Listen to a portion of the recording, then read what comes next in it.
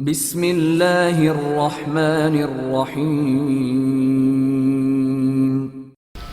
Star track Imran series, مصنف مظہر کلیم M.A۔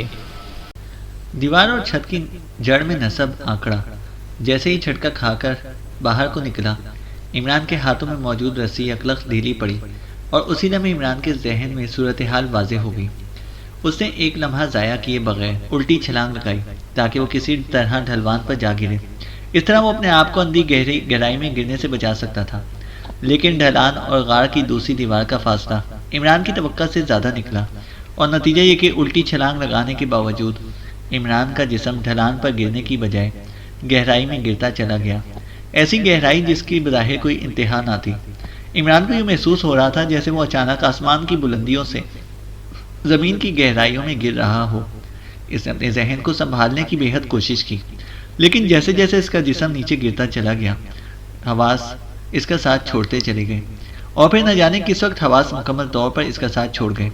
بس آخری احساس جو اس کے ذہن میں نمایاں تھا کہ اب اس کا زندہ بچ نکلنا ناممکن ہو چکا ہے، اور اس کے بعد اس کے ذہن پر تاریک پردہ کھینچتا چلا گیا۔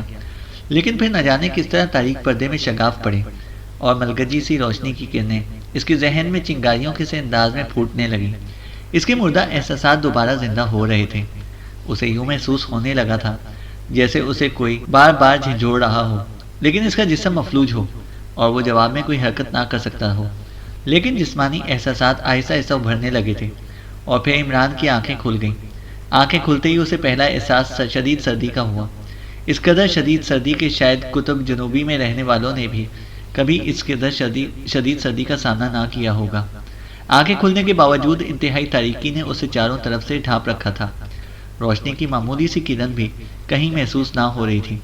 اس کا شعور جیسے جیسے جاگتا گیا، اس کے احساسات میں تبدیلی آتی چلی گئی، اور پھر اسے یہ احساس ہو گیا کہ اس کا جسم یخ پانی میں ڈوبا ہوا ہے، البتہ سر کسی ٹھوس دیوار سے لگا ہوا ہے۔ سر میں اب شدید ٹھیسیں بھی اٹھ رہی تھیں، ایسی ٹھیسیں جیسے کسی نے بھرپور انداز میں اس کے سر پر ضرب لگائی ہو۔ اسے اپنے سر کے پچھلے حصے میں ہلکی سی چپچپاہٹ کا بھی احساس ہونے لگا، اور پھر اس کی آنکھیں اس گہری تاریکی کی عادی ہونے لگیں، تو اسے گہری تاریکی کے باوجود ارد گرد کا ہلکا سا خاکہ ذہن میں اجاگر ہوتا محسوس ہوا۔ سیاہ دیواروں کے درمیان سیاہ پانی اور اس میں ڈوبا ہوا اس کا جسم، اور اس کے ساتھ ہی اسے یاد آ گیا کہ وہ کس طرح آنکڑا اچانک باہر نکل آنے کی وجہ سے گہرائی میں گرتا چلا گیا تھا، اور اس کے ساتھ ہی اس نے ایک طویل سانس لی۔ صورتحال اب زیادہ واضح ہو گئی تھی۔ صاف ظاہر تھا اس گہرائی کی انتہا میں ٹھنڈے پانی کا مجموعہ تھا جس میں عمران آ کر گرا تھا، اور شاید یہ پانی ہی تھا جس نے اس کے جسم کو ریزہ ریزہ ہونے سے بچا لیا تھا، ورنہ ظاہر ہے مردہ احساسات سورہ اسرافیل پھونکے جانے کے بعد ہی زندہ ہو سکتے تھے۔ اس نے اپنے جسم کو باقاعدہ حرکت دی، اور یہ دیکھ کر اسے اپنے دل میں بے پناہ مسرت کا احساس ہوا کہ اس کا جسم صحیح سلامت، کہیں کوئی ٹوٹ پھوٹ نہ تھی۔ اس نے اپنا ہاتھ اونچا کر کے اپنے سر کی پشت تھپتھپائی تو اسے ایک بار پھر چپچپاہٹ کا احساس ہوا، اور وہ سمجھ گیا کہ چوٹ گرتے وقت نہیں لگی، ورنہ اس کی کھوپڑی یقیناً سینکڑوں ٹکڑوں میں تبدیل ہو چکی ہوتی۔ ایسا اس کے جسم کے پانی میں تیرتے ہوئے ہوا ہے، اور شاید یہی ضرب تھی جس نے اس کے ذہن کو موت سے زندگی کی طرف دھکیل دیا تھا۔ یہ بھی قدرت کا ہی کرشمہ ہے کہ بعض چوٹیں انسان کو زندگی سے موت کی وادی میں دھکیل دیتی ہیں، اور بعض اسے موت کے جبڑوں سے باہر نکال پھینکتی ہیں۔ اگر عمران کے سر کو یہ چوٹ نہ لگتی تو یقیناً وہ اس بے ہوشی کے عالم میں ہی اس یخ پانی میں ختم ہو جاتا۔ احساسات کے مکمل طور پر جاگنے کے بعد عمران نے اپنے جسم کو حرکت دی۔ اب وہ پانی سے نکل کر کوئی محفوظ کنارہ ڈھونڈنا چاہتا تھا، لیکن دوسرے لمحے اس کا جسم کسی سخت چیز سے ٹکرایا۔ یہ سخت چیز اتنی سخت بھی نہ تھی کہ اس پر چٹان کا گمان ہوتا، لیکن تھی بہرحال سخت۔ عمران نے گھوم کر اسے ہاتھ سے ٹٹولا، اور دوسرے لمحے وہ چونک پڑا۔ یہ کوئی انسانی جسم تھا۔ عمران انسانی جسم کا احساس ہوتے ہی بری طرح چونک پڑا۔ اس کا مطلب تھا کہ وہ یہاں اکیلا نہیں ہے، لیکن یہ کون ہو سکتا ہے، کیونکہ وہ تو اچانک آنکڑا نکلنے کی وجہ سے گرا تھا، اور ٹیم میں ایسا کوئی اور اس کی نظر میں نہ تھا جو جان بوجھ کر نیچے چھلانگ لگا دیتا۔ اسی لمحے اسے اپنی واٹر پروف جیکٹ میں پینسل ٹارچ کا خیال آیا۔ اسے فوراً ہی واٹر پروف جیکٹ کی جیبیں ٹٹولنی شروع کر دی۔ چند لمحوں بعد وہ اس کی زپ کھولنے اور اس میں سے ٹارچ نکالنے میں کامیاب ہو گیا، اور پھر اتھاہ تاریکی میں حقیقی روشنی کی لکیر نمودار ہوئی، اور روشنی کی یہ لکیر گھومتی ہوئی اس جسم پر پڑی جس سے عمران ٹکرایا تھا، اور دوسرے لمحے وہ چونک پڑا کیونکہ یہ جسم جوانہ کا تھا، اور اسے اس کے ساتھ ہی کچھ فاصلے پر جوزف کا جسم بھی پانی میں تیرتا ہوا نظر آنے لگا اور عمران کے حلق سے ایک طویل سانس نکلی۔ اس نے ہاتھ بڑھا کر جوانا کے سینے پر ہاتھ رکھا اور اس کے ساتھ ہی اس کی آنکھوں میں چمک ابھر آئی۔ جوانا زندہ تھا۔ عمران اب تیرتا ہوا جوزف کی طرف بڑھا۔ جوزف کا سانس بھی چل رہا تھا، لیکن عمران جانتا تھا کہ اگر ان دونوں کو اور خود اپنے جسم کو بھی اگر جلد از جلد اس یخ بستہ پانی سے باہر نہ نکالا گیا تو چلتا ہوا سانس رک بھی سکتا ہے۔ اس نے پینسل ٹارچ کو اب چاروں طرف گھمانا شروع کر دیا۔ یہ جگہ اندھے کنویں کی طرح تھی۔ اس کی ٹارچ کی روشنی اتنی طاقتور تھی کہ وہ بہت دور تک روشنی کر سکتی تھی۔ اس لیے عمران سمجھ گیا کہ وہ ڈھلان جو نیچے کی طرف جا رہی تھی یقیناً کہیں اچانک ختم ہو گئی ہوگی اور اس کے بعد یہ کنواں سا ہی رہ جاتا ہوگا۔ جوانا اور جوزف نے یقیناً عمران کے اچانک گرنے کی وجہ سے یہ سوچا ہوگا کہ وہ اس ڈھلان کے ذریعے نیچے جا کر اسے بچا لیں گے اور اس طرح وہ بھی اس اندھے کنویں کا شکار ہو گئے ہوں گے۔ اب مسئلہ یہ تھا کہ باہر کیسے نکلا جائے، اور باہر نکلنے کی بظاہر کوئی صورت نظر نہ آ رہی تھی۔ اس نے ٹارچ کی روشنی میں اچھی طرح ارد گرد کا جائزہ لیا اور پھر اس کی نظریں ایک تختے کی صورت میں ابھری ہوئی چٹان پر پڑ گئیں۔ یہ چٹان انتہائی دائیں کونے میں باہر کو ابھری ہوئی تھی اور عمران اللہ تعالیٰ کی قدرت کا دل ہی دل میں قائل ہونے لگا کہ باہر کو نکلی ہوئی چٹان غار کے اس کونے کی ایک طرف تھی جو غار کے دہانے کے الٹی طرف تھا، ورنہ ظاہر ہے عمران، جوزف اور جوانا پانی کی بجائے اس چٹان پر گرتے اور اس کے بعد کا تصور ہی لرزہ خیز ہوتا، لیکن اب یہ چٹان ایک قدرتی پناہ گاہ ثابت ہو سکتی تھی۔ عمران نے جوزف کا ہاتھ پکڑا اور اسے کھینچتا ہوا اس چٹان کی طرف بڑھ گیا، اور پھر جب اس نے بے ہوش جوزف کو اٹھا کر اس چٹان پر لٹانے کی کوشش کی تو اسے احساس ہوا کہ گہرا پانی ہونے کی وجہ سے یہ کام ناممکن تھا۔ چنانچہ اسے دوسری ترکیب سوچی اور جوزف کو اس چٹان کے نیچے تیرتا ہوا چھوڑ کر وہ خود اچھل کر بازوؤں کے بل اس چٹان پر چڑھ گیا۔ ٹارچ اس نے منہ میں دبائی اور پھر چٹان پر لیٹ کر اسے اپنا بازو نیچے پانی کی طرف لٹکا دیا۔ تھوڑی سی کوشش کے بعد اس کا ہاتھ پانی میں تیرتے ہوئے جوزف کے ہاتھ تک پہنچ گیا اور دوسرے لمحے اس نے جوزف کا بازو پکڑ کر اپنے جسم کی مخالف سمت میں سمیٹنا شروع کر دیا، اور پھر اس کا بوٹ چٹان کی دوسری سمت میں اٹک گیا اور اب اس کے لیے پورا زور لگانا ممکن ہو گیا تھا۔ چنانچہ تھوڑی سی جدوجہد کے بعد وہ جوزف کو کھینچ کر اس چٹان تک لے آنے میں کامیاب ہو گیا۔ جوزف کو ایک طرف دیوار کے ساتھ لٹا کر وہ دوبارہ پانی میں اتر گیا، کیونکہ جوانا کا جسم اس چٹان سے خاصا فاصلے پر موجود تھا اور وہ چٹان پر لیٹ کر اسے پکڑ نہ سکتا تھا۔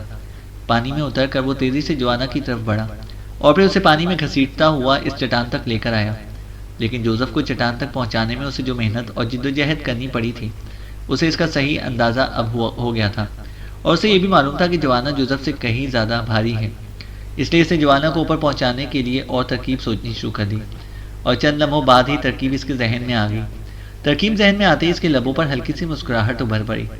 اس کے ذہن میں خیال ابھرا تھا کہ ابھی اس کی ریڈی میڈ کھوپڑی کام کر رہی ہے، ورنہ ایسی صورتحال میں تو اچھے اچھے ذہن ٹھس ہو جاتے ہیں۔ اسے کمر سے بندھی ہوئی نائلون کی رسی کھولی، اس کا ایک سرا اسے جوانا کے بازو کے اندر ڈال کر سینے کے گرد گھمایا اور پھر اسے گانٹ لگا کر وہ اس کا دوسرا سرا پکڑے دوبارہ چٹان پر پہنچ گیا، اور پھر اس نے رسی کا دوسرا سرا چٹان کے گرد بل دے کر باندھ دیا، اور اس کے ساتھ ہی اس نے اپنے جسم کو ایک جگہ ایڈجسٹ کر کے اس کو دونوں ہاتھوں سے کھینچنا شروع کر دیا۔ وہ جس قدر رسی کو کھینچ لیتا اتنا ہی چٹان کے ساتھ بل دے دیتا اور پھر نیا سانس لے کر دوبارہ اسے کھینچنا شروع کر دیتا۔ اس طرح وہ تھوڑی سی جدوجہد کے بعد جوانا کے جسم کو رسی کی مدد سے چٹان تک لے آنے میں کامیاب ہو گیا، اور اس کے بعد اسے کھینچ کر چٹان کے اوپر لے آنا اس کے لیے مشکل نہ تھا۔ چنانچہ جوزف کی طرح جوانا بھی چٹان پر پہنچ گیا۔ اب عمران کو اطمینان سا ہو گیا تھا، لیکن اب مسئلہ وہی تھا، وہاں سے باہر نکلنے کا، اور وہ اس کے متعلق سوچنے لگا۔ بظاہر کوئی راستہ نہ تھا، لیکن اسے یقین تھا کہ اس کی ریڈی میڈ کھوپڑی کوئی نہ کوئی راستہ نکال لے گی۔ لیکن جب کافی دیر سوچنے اور ٹارچ کی مدد سے ارد گرد کا جائزہ لینے کے باوجود کوئی راستہ سمجھ نہ آیا تو اس نے ایک طویل سانس لے کر اس پر غور کرنا ترک کر دیا، کیونکہ اس کا تجربہ تھا کہ جب باوجود غور کرنے کے کوئی مسئلہ حل نہ ہو سکے تو پھر ذہن کو آزاد کر دینا چاہیے اور اپنی توجہ کسی اور طرف لگا دینی چاہیے۔ اس طرح اکثر بجلی کے کوندے کی طرح اچانک حل سامنے آ جایا کرتا ہے۔ چنانچہ اس نے بھی ذہن کو دوسری طرف متوجہ کیا اور وہ جوزف اور جوانا کو ہوش میں لانے کی کوششوں میں مصروف ہو گیا۔ اسے کسی بے ہوش شخص کو فوری طور پر ہوش میں لے آنے کا ایک ہی تیر بہدف طریقہ آتا تھا کہ اس کی ناک اور منہ کو اچھی طرح بند کر دیا جائے۔ اس طرح سانس رک جانے کی وجہ سے شعور کو جھٹکا لگتا ہے اور پھر وہ خود بخود ہوش میں آ جاتا ہے، اور پہلے کی طرح یہ طریقہ یہاں بھی کامیاب رہا، اور چند لمحوں کی جدوجہد کے بعد دونوں ہوش میں آ گئے۔ ان کے حلق سے نکلنے والی کراہوں نے ان کے ہوش میں آنے کا الارم بجا دیا تھا اور عمران ایک طرف ہو کر بیٹھ گیا۔ گڈ گاڈ، اتنی تاریک قبر! جوزف کی بڑبڑاہٹ سنائی دی۔ ظاہر ہے عمران نے ٹارچ بجھا دی تھی، اس لیے گہری تاریکی نے پورے ماحول کو ڈھانپ لیا تھا۔ مردے، بتا تو جنت میں جائے گا یا دوزخ میں؟ عمران نے آواز بدل کر سخت لہجے میں کہا۔ ارے ارے یہ آواز! ارے میری بات سنو، مجھے دوزخ جنت کا کچھ علم نہیں، بس تم مجھے وہاں بھیج دو جہاں میرا ماسٹر عمران گیا ہے، بس میں وہیں جانا چاہتا ہوں۔ جوزف کی آواز سنائی دی اور عمران کھلکھلا کر ہنس پڑا۔ جوزف کے جواب نے اس کی رگ رگ میں بے پایا مسرت بھر دی تھی۔ اس سے پہلے تنویر نے اپنی اعلیٰ ظرفی کا ثبوت دیا تھا، اور اب جوزف اس کی خاطر جنت دوزخ کی پرواہ نہ کر رہا تھا۔ اسے ایک عجیب سا احساس ہوا کہ اس کے ساتھی اس کی خاطر ہر قسم کی قربانیاں دینے کے لیے تیار رہتے ہیں، اور ظاہر ہے اس قدر مخلص ساتھی خوش نصیبوں کو ہی میسر آ سکتے ہیں۔ ارے ارے یہ تو ماسٹر کی ہنسی ہے! ارے کیا ماسٹر؟ جوزف نے یکلخت اٹھ کر بیٹھتے ہوئے کہا۔ خاموش رہو جوزف، یہ تاریک قبر ہے۔ ہم دونوں کی اور ہمارے علاقے کے چرچ کا پادری کہتا تھا کہ قبر میں ایسی آوازیں سنائی دیتی رہتی ہیں۔ جوانا کی آواز سنائی دی۔ اوہ جوانا، تم بھی یہاں ہو؟ مگر ماسٹر کی ہنسی کی آواز میں نے خود سنی ہے، تم نے نہیں سنی؟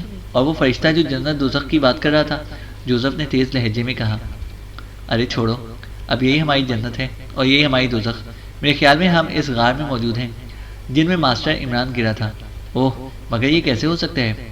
کتنی بلندی سے اس چٹان پر گرے اور اس طرح صحیح سلامت پڑے رہے؟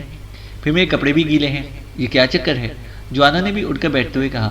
اس کا ذہن جوزف سے ہٹ کر سوچ رہا تھا۔ ارے ماسٹر یقیناً یہاں موجود ہے، اور جہاں ماسٹر موجود ہو وہاں سب کچھ ممکن ہے۔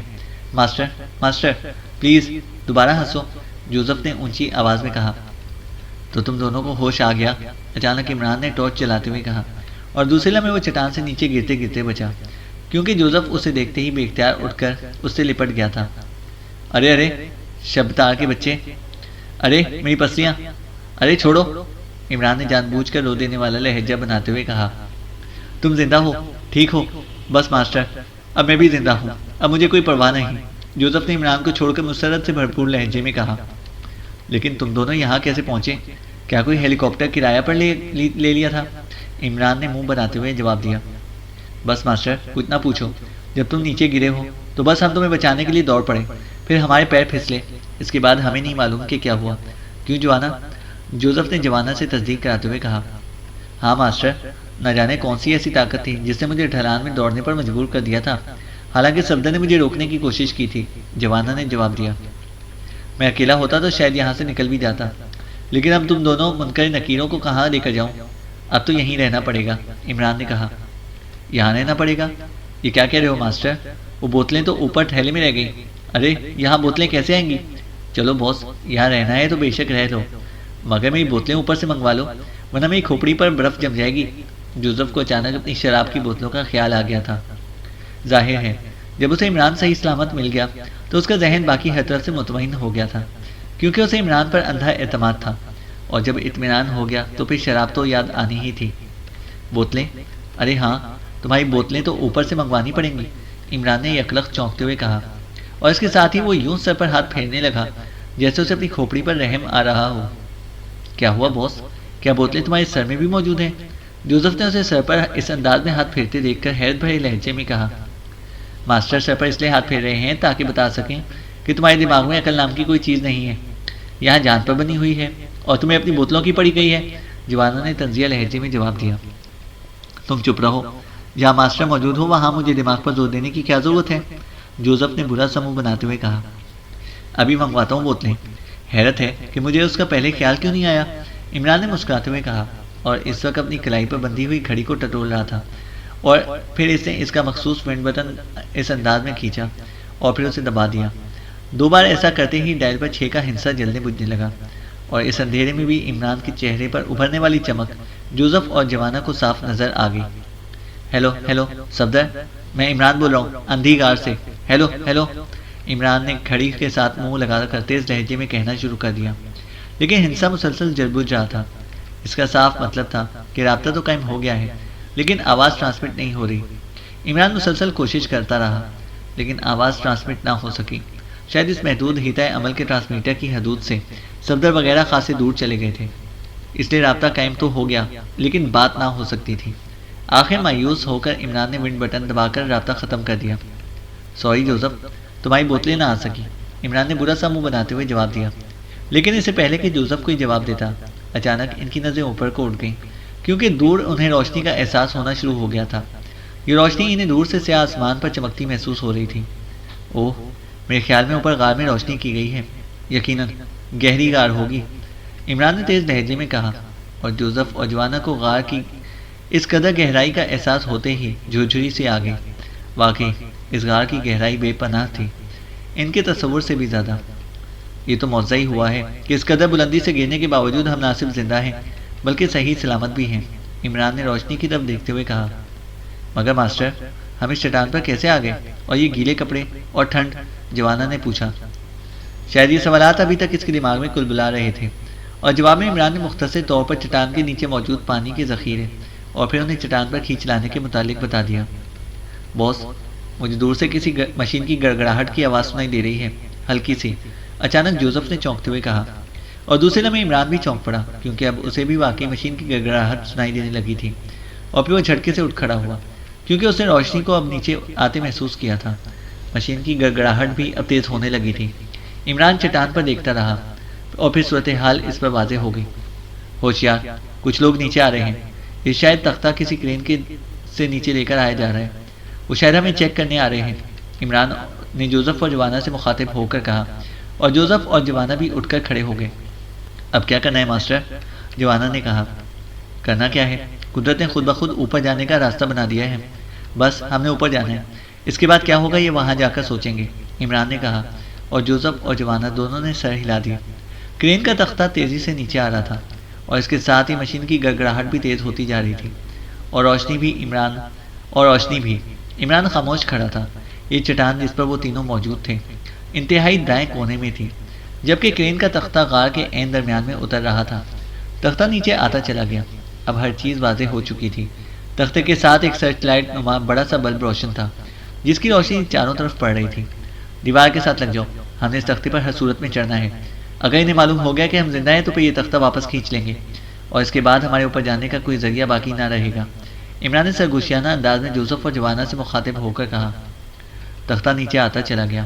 تختہ نائلون کی موٹی رسیوں سے چاروں طرف سے بندھا ہوا تھا، اور اس کے درمیان میں ایک آدمی کھڑا تھا۔ اور نیچے جناب، ابھی پانی دور ہے، تختے پر کھڑے آدمی کی آواز سنائی دی، وہ شاید کسی مائک میں بول رہا تھا۔ پھر تختہ ان کے برابر آ کر ذرا سا نیچے ہوا ہی تھا کہ عمران نے مخصوص انداز میں اشارہ کیا۔ چٹان سے اس تختے کا فاصلہ اتنا زیادہ بھی نہ تھا کہ وہ چھلانگ لگا کر اس پر نہ چڑھ سکتے۔ پھر تختہ رک گیا، اور اب وہ آدمی جھک کر نیچے دیکھ رہا تھا۔ اس کو شاید لاشوں کی تلاش تھی، اس لیے اس نے ادھر ادھر دیکھنے کی زحمت ہی گوارا نہ کی، ورنہ تیز لائٹ میں وہ دیوار کے ساتھ چمٹے ہوئے صاف نظر آ جاتے۔ عمران اشارہ کرتے ہی بجلی کی سی تیزی سے آگے بڑھا، اور دوسرے لمحے ایک ہی چھلانگ میں تختے پر جا چڑھا۔ تختے پر موجود آدمی جو نیچے جھانک رہا تھا چونک کر مڑا، مگر عمران نے اس کی گردن کے گرد ہاتھ ڈال کر اسے اپنے سینے سے جکڑ لیا، اور اس کا دوسرا ہاتھ اس کے منہ پر تھا۔ جوزف اور جوانا بھی چھلانگیں لگا کر تختے پر پہنچ گئے۔ ہیلو مارٹن، یہ کرین کو جھٹکے کیوں لگ رہے ہیں؟ اچانک سرچ لائٹ بلب کی بیک سے آواز ابھری۔ اس بلب کی بیک میں شاید مائک فٹ تھا جس سے آواز نکل رہی تھی۔ میں نے جھک کر نیچے دیکھنے کی کوشش کی تھی اور میرا توازن بگڑ گیا تھا۔ اچانک عمران کے حلق سے آواز نکلی، وہ بالکل مارٹن کی آواز میں اور لہجے میں بول رہا تھا، جبکہ مارٹن اپنے آپ کو چھڑانے کی جدوجہد میں مصروف تھا۔ لیکن ظاہر ہے عمران کی گرفت میں آنے کے بعد اس کا اپنے آپ کو یہ چھڑا لینا آسان نہ تھا۔ جوزف اور جوانا اب اتنے سمجھدار تو بہرحال تھے کہ وہ سچویشن سمجھ کر خاموش رہتے۔ لاشوں کی کیا پوزیشن ہے؟ مائک سے آواز ابھری۔ لاشیں پانی میں تیر رہی ہیں، ان کے جسم ٹوٹ پھوٹ چکے ہیں، عمران نے جواب دیا۔ پھر ان لاشوں کو کھینچ کر تختے پر ڈالو تاکہ تختے کو واپس کھینچا جا سکے، مائک سے آواز ابھری۔ ٹھیک ہے، عمران نے کہا، اور اس کے ساتھ ہی اس نے اس آدمی کی گردن میں موجود ہاتھ کو مخصوص انداز میں جھٹکا دیا، اور وہ آدمی پانی سے نکلی ہوئی مچھلی کی طرح تڑپنے لگا۔ لیکن عمران کا ہاتھ اس کے منہ پر مضبوطی سے جمع ہوا تھا، اس کی گردن کی ہڈی ٹوٹ چکی تھی، اور پھر چند لمحوں بعد ہی اس کی پتلیاں چڑھ گئیں اور جسم ڈھیلا پڑ گیا، وہ ختم ہو چکا تھا۔ عمران نے اسے پانی میں اچھال دیا، اس کے پانی میں گرنے سے تختے کو ایک زوردار جھکولا آیا۔ یہ جھٹکا کیسا تھا؟ کیا تم پانی میں تو نہیں گر گئے؟ مارٹن، جواب دو، مائک سے آواز ابھری۔ نہیں جناب، ایک لاش بہت بھاری تھی، میں اسے کھینچ رہا تھا کہ وہ میرے ہاتھ سے پھسل کر نیچے جا گری۔ عمران نے مارٹن کے لہجے میں جواب دیتے ہوئے کہا، اوکے جلدی کرو، دوسری طرف سے کہا گیا، اور عمران نے جوزف اور جوانوں کو اشارہ کیا اور ساتھ ہی تختے کی رسیاں پکڑ کر اسے ہلکے ہلکے جھکولے دینے شروع کر دیے، جیسے وہ لاشوں کو اوپر اٹھانے کی کوشش کر رہا ہوں۔ 5 منٹ تک یوں ہی ہوتا رہا۔ یس سر، تینوں لاشیں تختے پر آ گئی ہیں، عمران نے مارٹن کی آواز میں مائک میں کہا، اور ساتھ ہی جوزف اور جوانا کو دیکھ کر مسکرا دیا۔ اوکے، ان کا خیال رکھنا، یہ واپس نہ گر جائیں، ہم بیک کرتے ہیں، دوسری طرف سے کہا گیا، اور پھر ایک جھٹکے سے تختہ واپس اونچا ہونے لگا۔ عمران، جوزف اور جوانا خاموش کھڑے تھے اور تختہ تیزی سے واپس اٹھتا چلا جا رہا تھا، لیکن انہیں معلوم تھا کہ اوپر پہنچنے کے بعد انہیں ایک بار پھر موت کی جنگ لڑنی پڑے گی، کیونکہ انہیں یہ معلوم نہ تھا کہ اوپر کتنے آدمی موجود ہیں اور ان کے پاس کس قسم کا اسلحہ ہے۔ بہرحال فی الحال اس اندھی موت سے بچ نکلنے کی اور کوئی صورت بھی تو نہ تھی۔ صفدر حیرت سے بت بنا کھڑا گھڑی کے ڈائل پر مسلسل جلنے بجھنے والے ہندسے کو دیکھ رہا تھا۔ اسے یقین نہ آ رہا تھا کہ یہ ہندسا جو عمران کے ساتھ مخصوص ہے واقعی جل بجھ رہا ہو، مگر دوسرے لمحے اس کے جسم کو ایک جھٹکا سا لگا اور اسے پھرتی سے گھڑی کو منہ لگایا اور زور زور سے چیخنے لگا، ہیلو ہیلو، میں صفدر بول رہا ہوں، صفدر بول رہا ہوں۔ اس کی آواز جذبات کی شدت سے پھٹی پڑ رہی تھی، لیکن ہندسا اسی طرح جلتا بجھتا رہا، کوئی آواز ہی اسے نہ سنائی دی اور نہ ہی رابطہ قائم ہونے کا سگنل دکھائی دیا، کیونکہ آواز ٹرانسمٹ ہوتے ہی ہندسا مسلسل جلنے بجھنے لگ جاتا تھا، جبکہ اب وہ صرف جل بجھ رہا تھا۔ صفدر بار بار گھڑی کو منہ سے لگا کر چیختا رہا، لیکن چند لمحوں بعد اس کا چہرہ لٹک گیا اور آنکھوں میں جلنے بجھنے والی امید کی لو بجھ گئی جب ایک دھماکے سے ہندسا تاریک ہو گیا۔ اس کا مطلب تھا کہ رابطہ ابھی ختم ہو گیا ہے۔ صفدر نے جلدی سے ونڈ بٹن دبایا اور پھر وہ دوڑتا ہوا دروازے کی طرف بڑھا۔ اس نے دروازہ کھولا اور جلدی سے راہداری میں نکل کر اس نے 7 والے کمرے کا دروازہ زور زور سے بجانا شروع کر دیا۔ کون ہے؟ اندر سے کیپٹن شکیل کی آواز سنائی دی۔ دروازہ کھولو، میں صفدر ہوں، صفدر نے اونچی آواز میں کہا، اور دوسرے لمحے دروازہ ایک جھٹکے سے کھل گیا۔ کیا بات ہے؟ خیریت؟ کیپٹن شکیل نے صفدر کی طرف حیرت بھرے انداز میں دیکھتے ہوئے کہا۔ اوہ، انتہائی عجیب بات ہے، انتہائی عجیب، عمران زندہ ہے، صفدر نے اندر آ کر بڑے بے چین سے لہجے میں کہا۔ کیا مطلب؟ کیا تمہارے دماغ پر اب اثر ہونا شروع ہو گیا ہے؟ ہمارے سامنے وہ اس اندھی غار میں گرا ہے اور پھر وہ باہر نہیں نکل سکا، نہ جانے یہ غار کتنی گہری ہے، وہاں سے زندہ بچ نکلنے کا تو سوال ہی پیدا نہیں ہوتا، کیپٹن شکیل نے دروازہ بند کرتے ہوئے کہا۔ اور پھر صفدر نے تیز اور جذبات سے پر لہجے میں اسی واچ ٹرانسمیٹر پر 12 کے ہندسے کے جلنے بجھنے کے متعلق بتایا، تو کیپٹن شکیل حیرت سے صفدر کو دیکھنے لگا، جیسے وہ یقین اور بے یقینی کی کیفیات سے بیک وقت دوچار ہو۔ ظاہر ہے وہ صفدر جیسے شخص کو جھٹلا بھی نہ سکتا تھا اور اسے یقین بھی نہ آ رہا تھا۔ ایسا کیسے ہو سکتا ہے؟ بہرحال اگر ایسا ہے تو پھر یہ ایک عظیم خوشخبری ہے، کیپٹن شکیل نے چند لمحوں بعد ایک طویل سانس لیتے ہوئے کہا۔ اب مسئلہ یہ ہے کہ ہمارے پاس 11 ٹائپ ٹرانسمیٹر ہیں جن سے عمران تو رابطہ قائم کر سکتا ہے، لیکن ہم اس سے نہیں کر سکتے، ورنہ ہم دوبارہ اس سے رابطہ قائم کرنے کی کوشش کرتے، صفدر نے کہا۔ ہاں یہ مسئلہ تو ہے، آج تک اس کی ضرورت ہی پیش نہیں آئی کہ وہ ٹرانسمیٹر پر ہمیں عمران سے رابطے کی ضرورت پڑے، وہی اسے احکامات دیتا ہے۔ بہرحال اس کا مقصد یہ ہے کہ عمران اس غار کی گہرائی میں موجود ہے اور زندہ ہے، اور جہاں تک میں سمجھاؤں 11 ٹائپ واچ ٹرانسمیٹر کی رینج خاصی محدود ہوتی ہے، اس لیے آواز ٹرانسمٹ نہیں ہو سکی۔ ہمیں فوراً واپس جانا چاہیے اور پھر عمران کو باہر نکالنے کی سبیل کرنی چاہیے، کیپٹن شکیل نے رائے دیتے ہوئے کہا، اور صفدر نے سر ہلاتے ہوئے فون کا ریسیور اٹھا لیا۔ آپریٹر سے پوچھنے پر اس نے جولیا کا کمرہ ملانے کے لیے کہا۔ جولیا کا کمرہ سب سے آخر میں تھا اور اب فوری جذبات کا اثر صفدر پر ختم ہو چکا تھا۔ یس، چند لمحوں بعد جولیا کی آواز فون پر سنائی دی۔ مس جولیا، فوراً کیپٹن شکیل کے کمرے میں آ جائیے، میں وہیں ہوں، عمران زندہ ہے، صفدر نے تیز لہجے میں کہا۔ کیا کہہ رہے ہو؟ کیا تم ہوش میں ہو؟ جولیا کی حیرت سے پھٹی ہوئی آواز سنائی دی۔ میں ہوش میں ہوں اور درست کہہ رہا ہوں، آپ فوراً آئیے، صفدر نے کہا اور ریسیور رکھ دیا، اور پھر چند لمحوں بعد اسے بیرونی راہداری میں کسی کے بے تحاشا دوڑنے کی آواز سنائی دی، اور صفدر اور کیپٹن شکیل ایک دوسرے کو دیکھ کر بے اختیار مسکرا دیے۔ وہ سمجھ گئے تھے کہ اس طرح بے تحاشا دوڑ کر آنے والی جولیا ہی ہو سکتی ہے۔ اور پھر چند لمحوں بعد دروازہ ایک دھماکے سے کھلا اور سرخ چہرہ اور پھیلی ہوئی آنکھوں سمیت جولیا اندر آ گئی۔ کیا کہہ رہے ہو؟ عمران زندہ ہے؟ کیسے؟ کہاں؟ تمہیں کیسے معلوم ہوا؟ جولیا نے اندر آ کر تیزی سے صفدر کو جھنجھوڑتے ہوئے کہا۔ تحمل سے کام لو جولیا، میری بھی پہلے یہی حالت ہوئی تھی، میں بتاتا ہوں، صفدر نے اپنے آپ کو چھڑاتے ہوئے کہا۔ کیسے؟ کیسے؟ جلدی بتاؤ، گولی مارو تحمل کو، بتاؤ، جولیا نے بے چین لہجے اور اضطرابی کیفیت میں پوچھا، اور پھر صفدر نے اسے ساری تفصیل بتا دی۔ اوہ خدا کا شکر ہے، خدا کا شکر ہے، جولیا نے طویل سانس لیتے ہوئے کہا۔ اب مس جولیا، ہم نے عمران کو اس غار سے باہر نکالنا ہے، اور خدا کرے کہ عمران کی طرح جوزف اور جوانا بھی زندہ ہوں، کیپٹن شکیل نے کہا۔ ہاں خدا کرے۔ تو اب کیا ہونا چاہیے؟ تم ہی رائے دو، میرا تو دماغ کام نہیں کر رہا، جولیا نے اس بار کرسی پر بیٹھتے ہوئے کہا۔ میرا خیال ہے کہ ہم سب کو فوری طور پر اس غار میں واپس جانا چاہیے، اور پھر کوئی کمند ڈال کر بڑی رسی لے کر کوئی آدمی اس میں اترے، اس کے بعد سچویشن کے مطابق دیکھ لیا جائے گا، صفدر نے کہا۔ مگر اتنی بڑی رسی، نہ جانے وہ غار کتنی گہری ہو، جولیا نے کہا۔ ہم سب کے پاس رسیوں کے گچھے موجود ہیں، میرا خیال ہے کہ اگر ان سب کو جوڑ لیا جائے تو کام بن جائے گا، اور اس رسی کو کسی چٹان سے باندھا جا سکتا ہے، اور ٹارچ لے کر میں نیچے اتر جاؤں گا، اس کے بعد رسی کو ہلا کر اشارہ دوں گا، پھر سارے ممبر مل کر رسی کو اگر واپس کھینچ لیں تو عمران کو باہر نکالا جا سکتا ہے، صفدر نے کہا، اور جولیا اور کیپٹن شکیل دونوں نے سر ہلا دیا۔ ظاہر ہے موجودہ صورتحال میں اس سے بہتر اور کوئی تجویز نہ ہو سکتی تھی۔ جیپیں باہر موجود ہیں، ہمیں وقت ضائع کیے بغیر روانہ ہو جانا چاہیے، کیپٹن شکیل نے کہا۔ ٹھیک ہے، تم دونوں تیاری کرو، پہلے کی طرح ہر قسم کا سامان ہم ساتھ لے کر جائیں گے، نہ جانے وہاں کس چیز کی ضرورت پڑ جائے۔ میں باقی ساتھیوں کو کال کرتی ہوں، جولیا نے ریسیور اٹھاتے ہوئے کہا، اور پھر سے چوہان سے رابطہ قائم کر کے اسے کہا کہ وہ سب ساتھیوں کو اطلاع دے دے کہ وہ سارا سامان اٹھا کر کیپٹن شکیل کے کمرے میں آ جائے، ہم نے واپس غاروں میں جانا ہے۔ اور تھوڑی دیر بعد وہ سب کیپٹن شکیل کے کمرے میں پہنچ گئے، اور جب ان سب کو عمران کے متعلق بتایا گیا تو وہ بھی بے حد خوش ہوئے۔ تمہیں بھی عمران کی زندگی کی خبر سن کر خوشی ہوئی؟ صفدر نے تنویر کو چھیڑتے ہوئے کہا۔ صفدر صاحب، میں عمران کی دل سے عزت کرتا ہوں، لیکن جب وہ بکواس شروع کر دیتا ہے تو پھر مجھ سے برداشت نہیں ہو سکتا، تنویر نے مسکراتے ہوئے جواب دیا۔ ہاں واقعی، اس کی بکواس کو برداشت کرنے کے لیے فولاد کا جگر چاہیے، کیپٹن شکیل نے ہنستے ہوئے کہا۔